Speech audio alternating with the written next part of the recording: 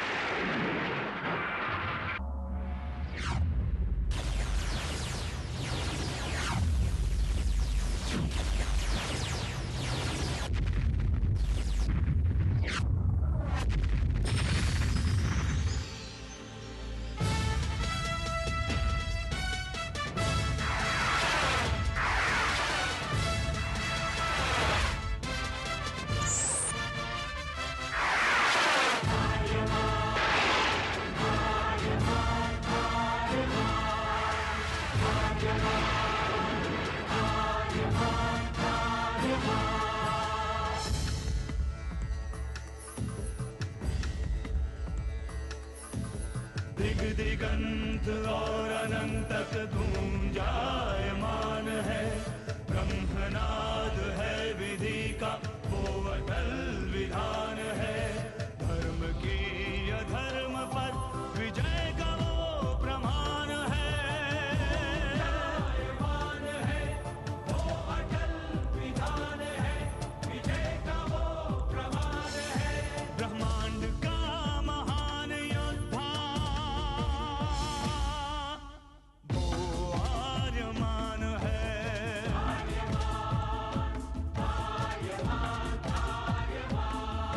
ब्रह्मांड का महान योद्धा वो आर्यमान है।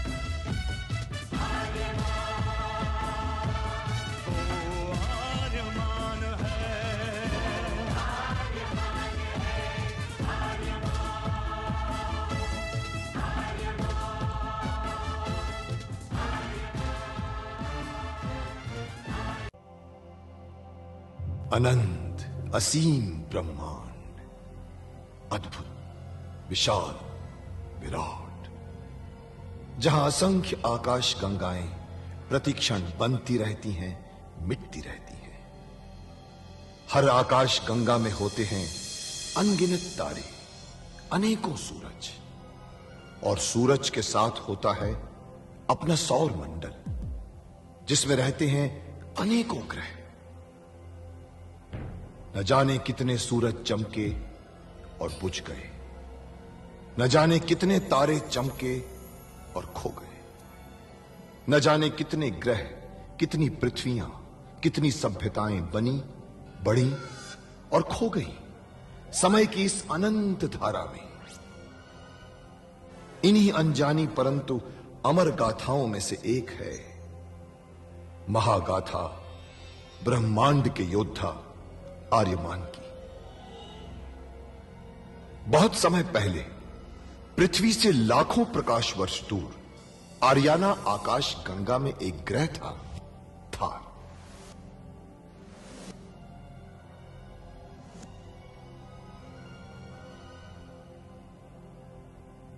थार एक रेगिस्तान था, पानी की बूंद नहीं थी, फिर भी पूरे ब्रह्मांड के लिए मूल्यवान था थार, क्योंकि थार में थी ऐसी खाने जहां से दुर्लभ जीवनदायी पदार्थ निकलता था, जिसे थारस कहते थे। यह किसी भी ग्रह की जहरीली से जहरीली हवा को भी रासायनिक प्रक्रिया से प्राणवायु बना देता था, जीने के लायक बना देता था। कहावत थी, थारस जिसके वश में, पूरी आकाश गंगा उसके वश में। आर्याना आकाश गंगा की संरक्षक संस्था ओमियान के नियमों के अनुसार थारस को कोई भी व्यक्ति अपने वश में नहीं कर सकता था। यहां तक कि थार ग्रह का राजा जारांत भी नहीं। राजा होते हुए भी जारांत अपना राज्य गणतंत्र प्रणाली से चलाता था। खानों से निकलने वाले थारस का 25% भाग ही थार ग्रह के हिस्से में आता था। बाकी का हिस्सा ओसेक अंतरिक्ष संगठन में चला जाता था। ओसेक आरियाना आकाश गंगा के व्यापारियों का संगठन था और जिसका संचालन अंतरिक्ष में बनाए गए एक कृत्रिम ग्रह ओसेक से होता था। मगर ओसेक संगठन में कई व्यापारी ऐसे भी थे जो अति महत्वाकांक्षी थे, जो पूरे ब्रह्मांड में अपना आधिपत्य स्थापित करना चाहते थे। परंतु जब तक ओमियान था तब तक कोई कुछ नहीं कर सकता था। ओमियान अंतरिक्ष के लोगों की संरक्षक संस्था थी जो अंतरिक्ष के निवासियों के हितों का पूरा ध्यान रखती थी और अपनी शांति सेना के द्वारा संपूर्ण ब्रह्मांड में शांति और व्यवस्था बनाए रखती थी। इसी ओमियान संस्था का अध्यक्ष था महान होशिंग। होशिंग जिस ग्रह पर रहता था उस ग्रह का नाम था गुरुक्षेत्र, जहां आज छिड़ी हुई है एक महाजंग।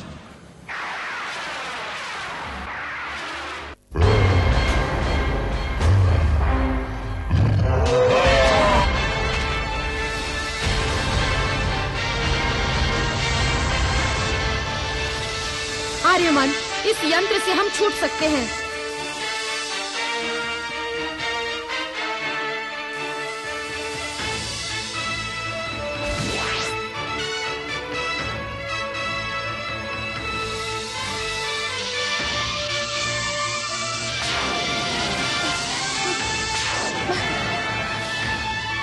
आर्यमान, द्वार खुलने वाला है। 2 ही लकीरें बची हैं। तो वो जल्दी चलो, कभी भी द्वार खुल सकता है।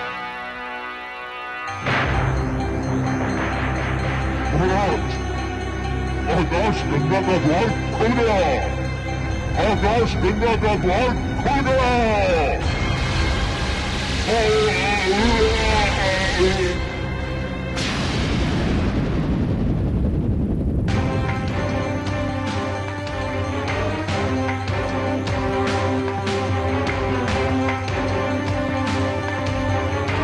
शेजान को खत्म करने के बावजूद हम काल आकाश गंगा के द्वार को खोलने से नहीं रोक पाए आर्यमान। हमारी जीत हार में बदल चुकी है आर्यमान। अब फिर से आजाद हो जाएंगे धुमांतक के शरीर के कण, जो अब तक इस काल आकाश गंगा में पाप फैला रहे थे। द्वार के खुल जाने से पूरे ब्रह्मांड में पाप फैलाने लगेंगे और उससे भी बड़ा खतरा धुमांतक के शरीर के कण का आपस में जुड़ जाने का है।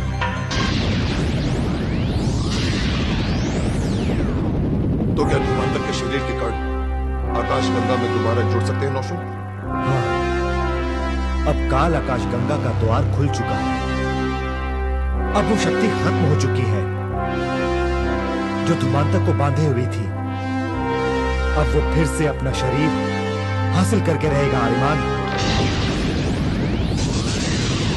आप नाहक चिंता कर रहे हैं नौशुन जी।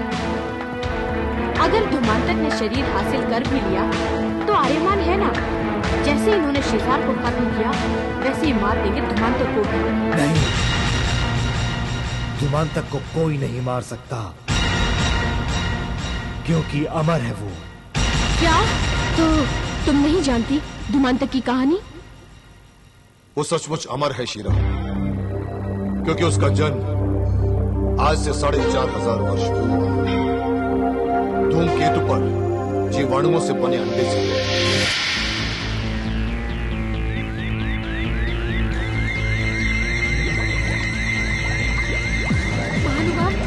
देखिए, अंडा हिल रहा है। लगता है इसके फूटने का समय पूरा हो गया है।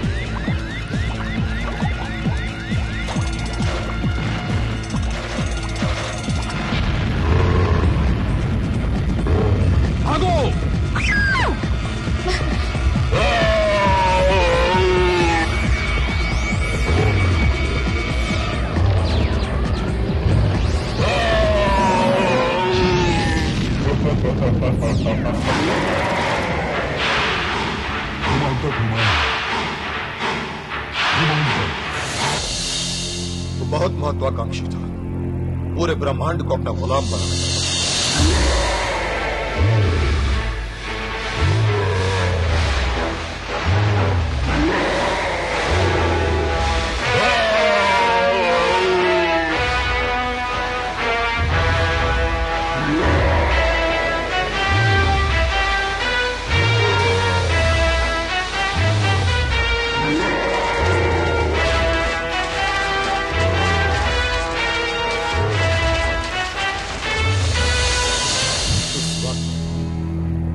कोई नहीं जीत पा रहा था उसको, यहां तक कि ब्रह्मांड के रक्षा मंडल का सभापति ओजवान भी नहीं टिक पाया था उसके सामने।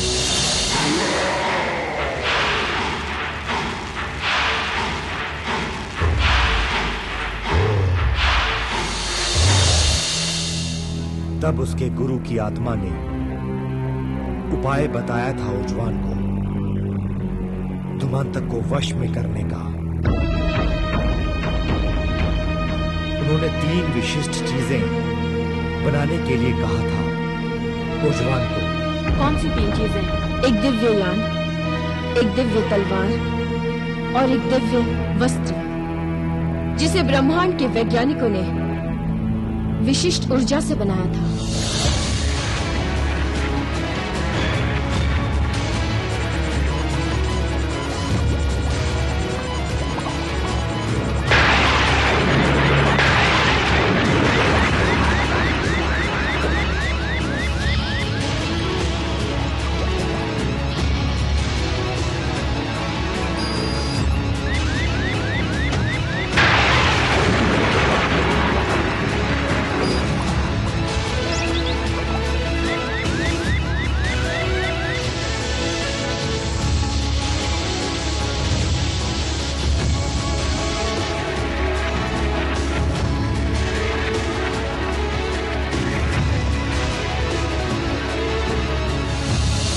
और उन्हीं तीनों में से एक ये दिव्य वस्त्र यहां है जो मैंने पहन रखा है।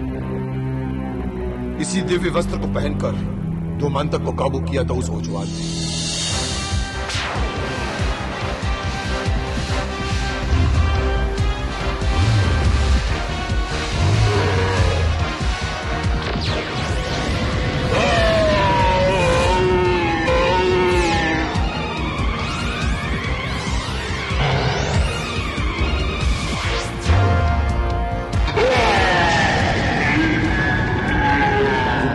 बिखर गया।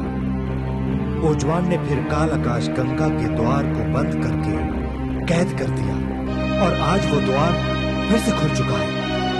लेकिन 4,500 साल पुराना वस्त्र तुम्हें कैसे मिल गया आर्यमान?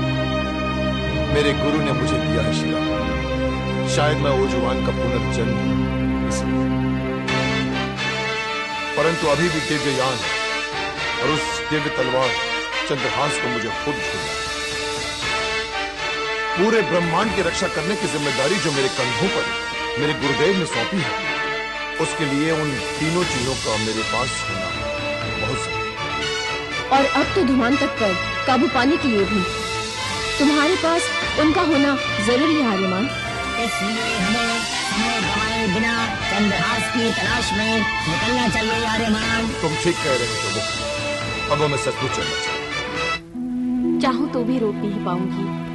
सोचा था कि जीत के बाद कुछ दिनों तक कहीं नहीं जाने दूंगी तुम्हें। हाँ, पर हर सोचा हुआ पूरा कहाँ हो पाता है शीरा। लेकिन जरूर तुम्हारी इच्छा पूरी करेंगे हम। चंद्रहास मिलने के बाद जरूर आएंगे हम। और बातें भी तक करेंगे। अब हमें चलना चाहिए।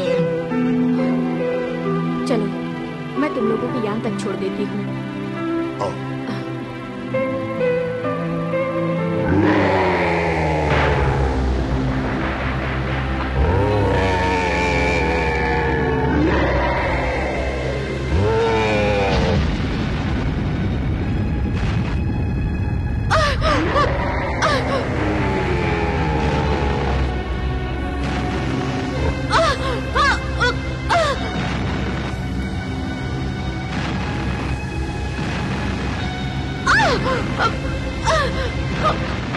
लगता है धुमांतक ने अपना शरीर हासिल कर लिया है।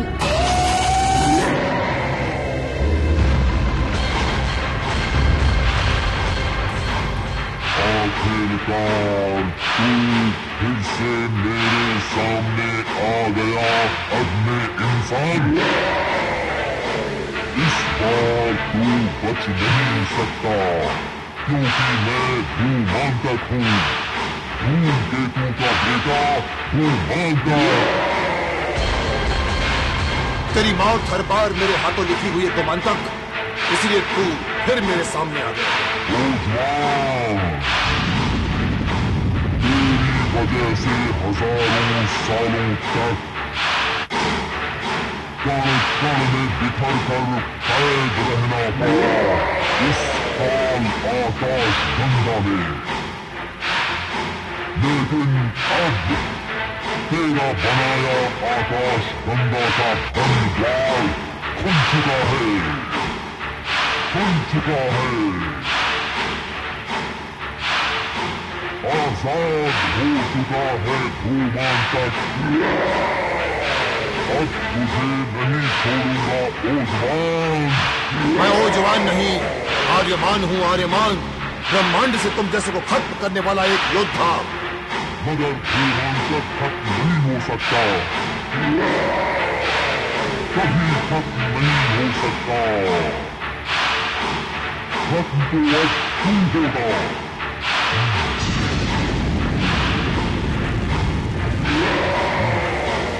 तुम सब लोग पीछे हट जाओ।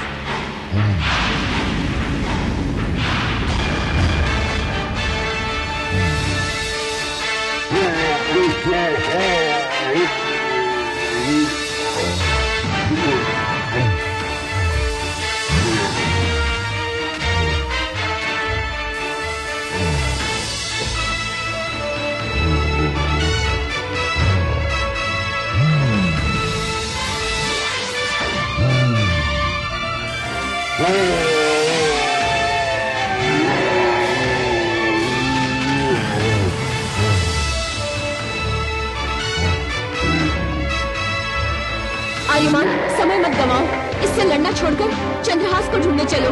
चंद्रहास से ही मर सकता है ये।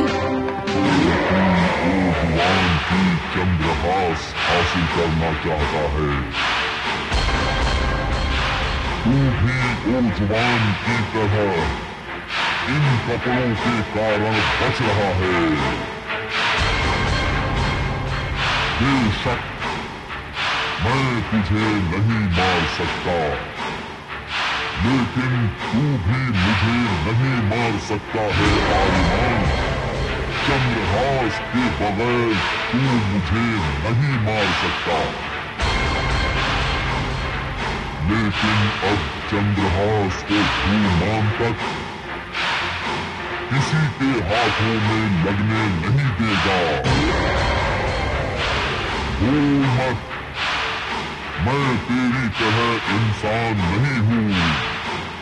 ब्रह्मांड में दूर दूर तक नंगी आंखों से देख सकता हूँ मैं।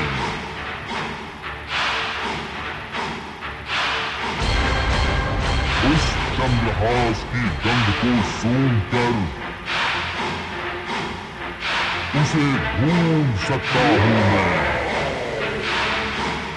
इसलिए जा रहा हूँ मैं, चंद्रहास को ढूंढने जा रहा हूँ मैं। और तुम लोग यहाँ पर तड़प तड़प कर मरोगे, तड़प तड़प कर मरोगे।